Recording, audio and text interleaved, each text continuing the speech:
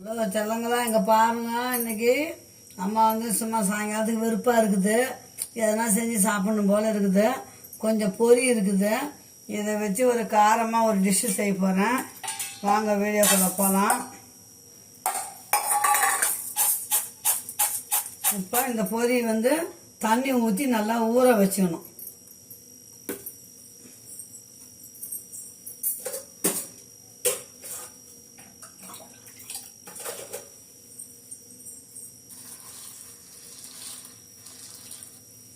ஒரு 10 நிமிஷம் இப்படியே ஊறட்டங்க. அதுக்குள்ளே நம்ம இதை ரெடி பண்ணிக்கலாம். இந்த பொரி வந்து அப்படியே ஊறட்டும்.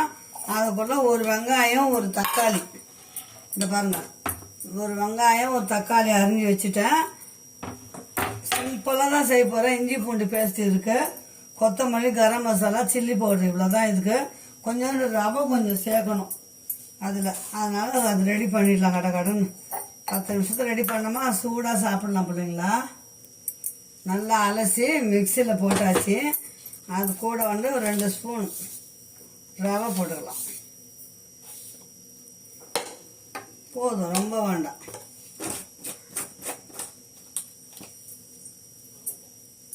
இதை வந்து மிக்சியில் நம்ம நையாக அரைச்சிட்டு வந்துடுவோம்.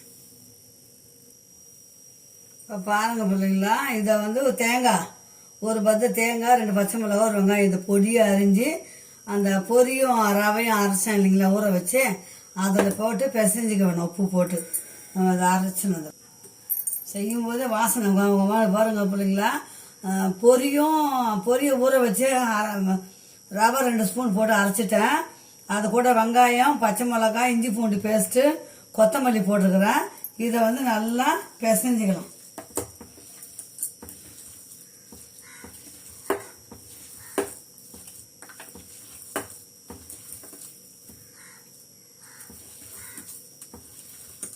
இதை அப்படியே எண்ணெயில் போட்டு வடை போலவும் போண்டா போலவும் சுட்டு சாப்பிட்லாம்.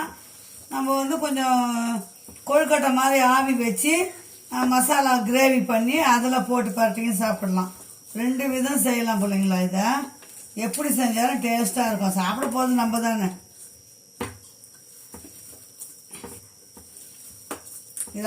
இதில் வந்து உப்பு இருக்குது பொரியல, அதனால தான் நான் போடலை.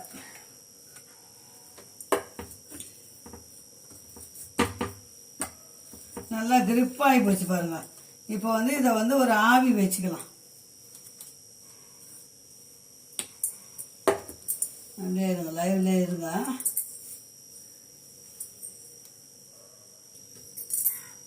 இப்போ பாருங்க, அடுப்பு பற்ற வச்சிருக்கேன். இட்லி ஒன்றா போட்டிருக்கேன். அதில் ஒரு சொம்பு தண்ணி ஊற்றிருக்கிறேன். அது அப்படியே சூடாகட்டும். நம்ம இதை அவிக்கணும் இல்லைங்களா.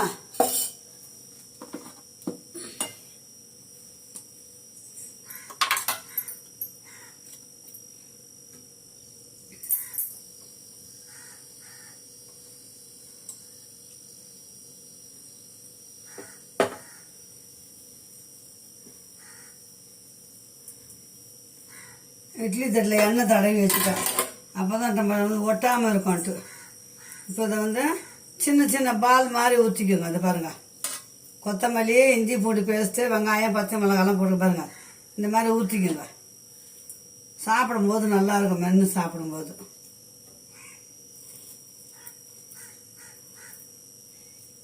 எதனா ஒன்று செய்யணும், சாப்பிட்ணும்.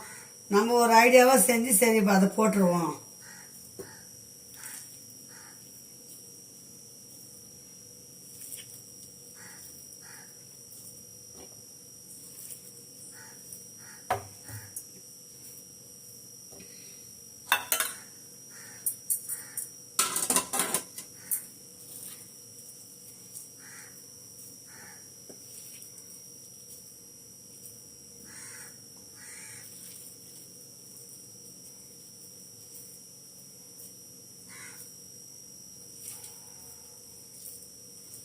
வெறும் பொரியில் வந்து நமக்கு வந்து டைட்டாக பிடிக்க வராது.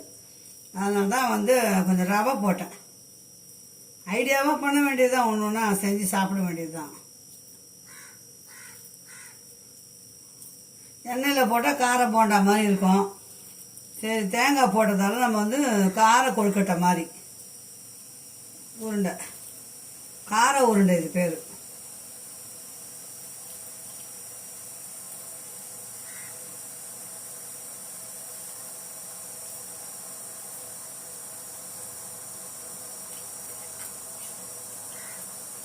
ஒரு டம்ளர் பொரி தான் இருந்தது, அது எத்தனை வந்துருக்குது பாருங்க. அவ்வளோதான், இது அப்படியே வேகட்டும் வேகட்டும்.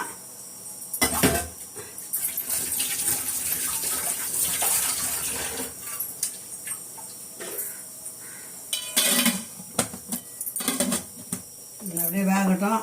நம்ம அதுக்குள்ள மசாலாக்கு ரெடி பண்ணிக்கலாம் காரத்துக்கு.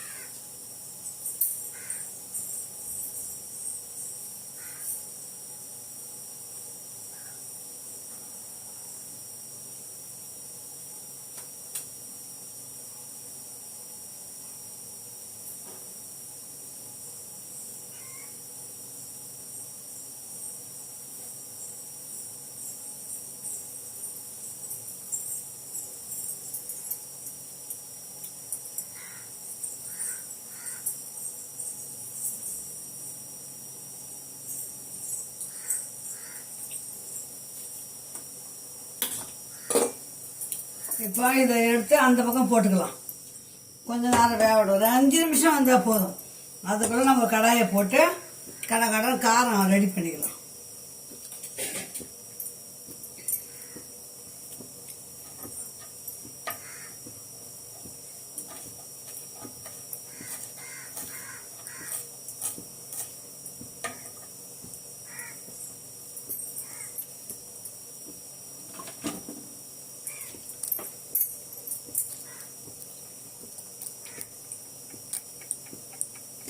ஒரு தக்காளி ஒரு வெங்காயம் தான்.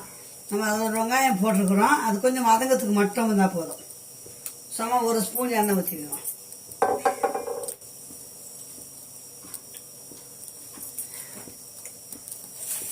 கொஞ்சமாக கடுகு,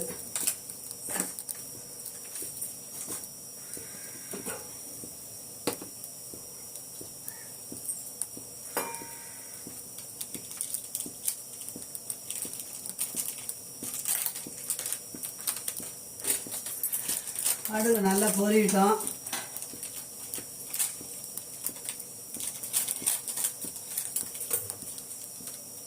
நம்ம வதக்கத்துக்குள்ளவே அந்த பக்கம் அது நல்லா வெந்துடும்.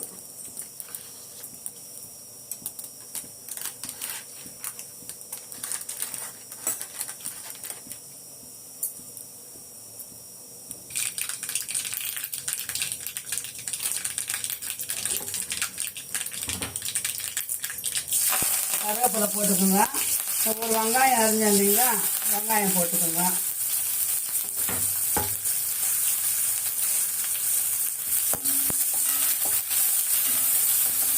நைஸாக அறியலாம், எனக்கு டைம் ஆகிடுச்சு.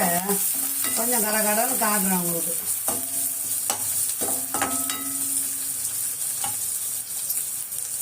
நல்லா வதங்கட்டும். வதங்கிறதுக்கு கொஞ்சமாக உப்பு போட்டுக்கலாம். கொஞ்சோண்டு உப்பு. தக்காளி, சின்ன தக்காளி தான்.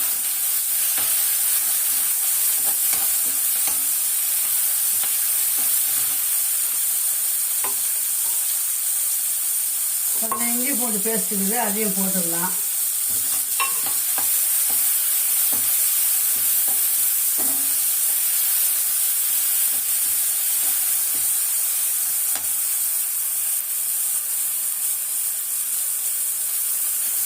இந்த தக்காளி கிரேவி பண்ணுறோம்ல, அது மாதிரி தான்.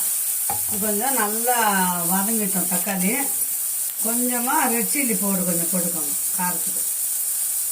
ரொம்ப வேண்டாம், நான் பச்சை மிளகா போட்டிருக்கோம் இல்லைங்களா, அதனால் கொஞ்சமாக காரம் ரெட் சில்லி போடுங்க, குழம்பு தூள் வேண்டாம்.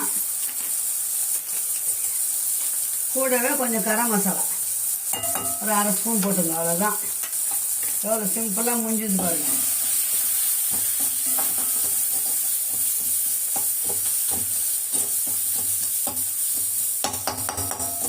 இப்போ இது வெந்துச்சான்னு பார்க்கலாம். இந்த பக்கம்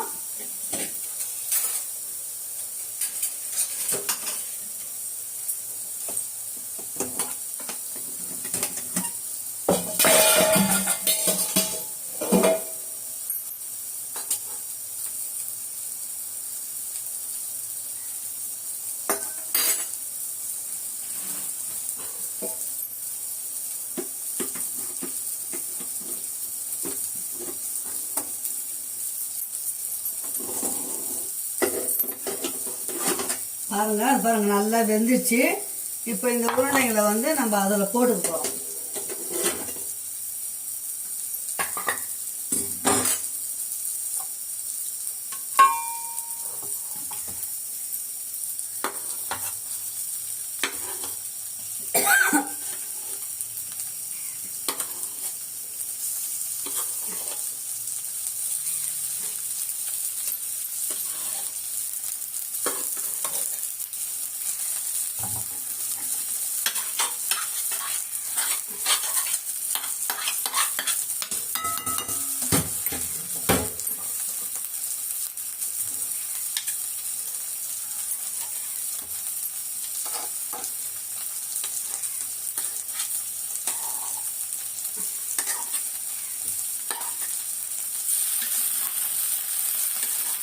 அவ்வளோதான், எல்லாத்தையும் போட்டாச்சு. இப்போ என்ன பண்ணணும்னா இடுக்கியை பிடிச்சிட்டு நல்லா அப்படியே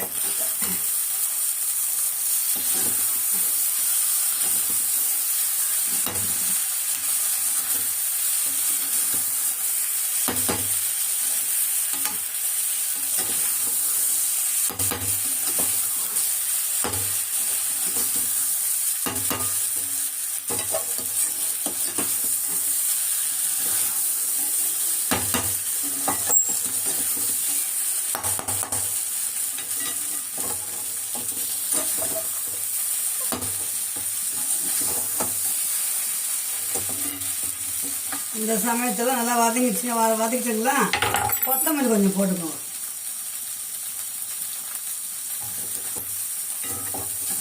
அவ்வளோதான், சூடான பொரி கார உருண்டை. தண்ணியே கிடையாது, அவ்வளோதான். கொஞ்சம் ஆறினோன்னா சாப்பிட வேண்டியதுதான்.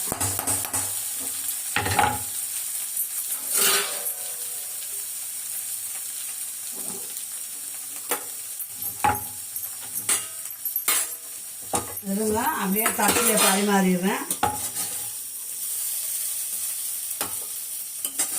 சூடான பொரி,